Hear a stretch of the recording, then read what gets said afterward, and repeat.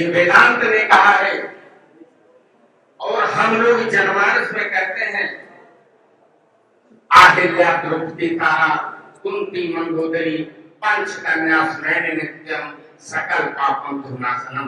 कहने का मतलब है कि नारी शक्ति की परिकल्पना ही सशक्त भारत की नींव है।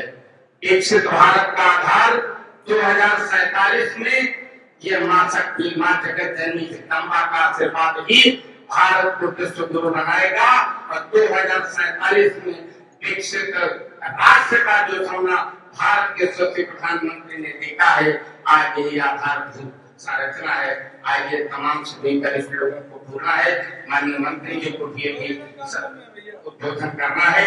मैं समस्त समय माननीय मंत्री जी को देखते हुए निश्चित रूप से भारत के यशस्वी प्रधानमंत्री को उनके दीर्घायु होने का, यशस्वी होने का आशीर्वाद दूरी जनमानस की तरफ से रखें। इसे गणतंत्र शब्दों में ऐसी शक्ति कहा है, स्वस्थ नारी सशक्त परिवार सबके मन में गूंज रहा है।